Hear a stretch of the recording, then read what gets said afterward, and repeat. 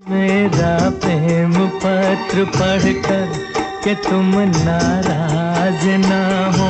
Hindi cinema जगत के महान गायक मोहम्मद रफ़ी ने हिंदी सिनेमा जगत में एक से बढ़कर एक गीत गाए हैं।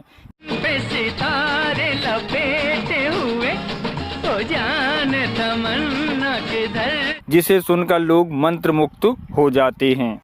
निगाहों में जादू चलाना मेरी जान से। तो आज की वीडियो में हम बात करने वाले हैं रफ़ी साहब के एक ऐसे गीत जिससे एक बार बी.आर. चोपड़ा नाराज हो गए थे, उन्होंने उनका बाइकाट कर दिया था। तो कौन सा था वो गीत, कौन सी थी वो फिल्म, आगे आपको बताएंगे। चलिए दोस्तों, तो वीडियो शुरू करते हैं।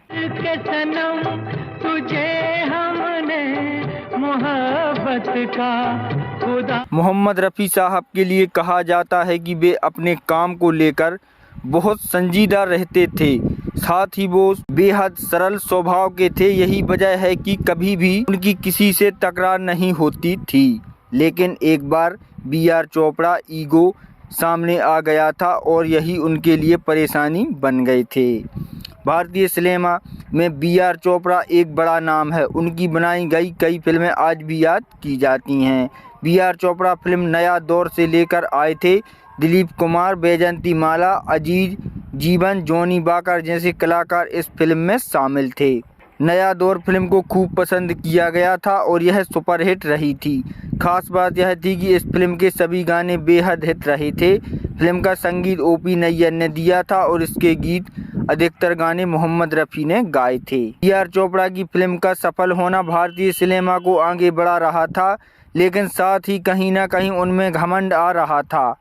कहा जाता है कि फिल्म नया दौर की जो टीम थी उसके साथ वे एक कॉन्ट्रैक्ट साइन करना चाहते थे, जिसके तहत वे सभी किसी और प्रोडक्शन हाउस के साथ काम नहीं कर सकते थे। कॉन्ट्रैक्ट का प्रस्ताव लेकर बी.आर. चोपड़ा रफ़ी साहब के पास गए, लेकिन रफ़ी साहब को कॉन्ट्रैक्ट वाली बात समझ नहीं आई। ऐसे में उन्होंने बड़े सम्मान के साथ बी.आर. चोपड़ा को कहा कि वे जनता की आवाज़ और वे हर निर्माता निर्देशक के काम करेंगे। रफ़ी साहब ने बड़ी नम्रता से अपनी बात रखी, लेकिन बी.आर. चोपड़ा साहब को यह अखर गई। उन्होंने अपनी फिल्म में रफ़ी साहब को न लेने का निर्णय लिया। साथ ही उन्होंने अन्य निर्माताओं को भी ऐसा करने के लिए कहा। उनका मानना था कि वे अपनी फिल्मों के जरिए एक नया रफ़ी तैयार करेंगे। चोपड़ा साहब को कहे अनुसार कई निर्माता निर्देशक ने रफ़ी साहब को काम नहीं दिया, लेकिन इस दौरान रफ़ी ने संयम बनाए रखा। रफ़ी साहब को भले ही काम ना मिलना कम हो गया हो, लेकिन उनके जैसी आवाज़ किसी और के पास नहीं थी। धीरे धीरे बी.आर. चोपड़ा की बातों को दरकिनार करते हुए निर्माताओं ने फिर से रफ़ी साहब को लेना शुरू कर दिया। बी.आर. चोपड़ा के कई गीत को तराशने की कोशिश की, लेकिन कहीं ना कहीं वे समझ गए थे कि वो गलत जिद कर बैठे हैं।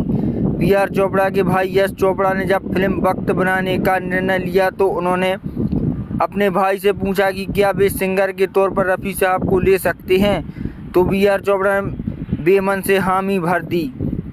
30 जुलाई 1965 को फिल्म वक्त रिलीज हुई। इसमें रफ़ी साहब का एक गाना था जिसकी हर लाइन बी.आर. चोपड़ा के लिए करारा जवाब थी। वह गाना था, वक्त से दिन और रात, वक्त से कल और। रफ़ी साहब ने बिना कुछ कहे सिर्फ अपने गाने से बी.आर. चोपड़ा को करारा जवाब दिया था। साथ ही यह भी साबित हो गया था कि समय के आगे सब छोटे हैं, ना अच्छा समय रुकता है और ना बुरा।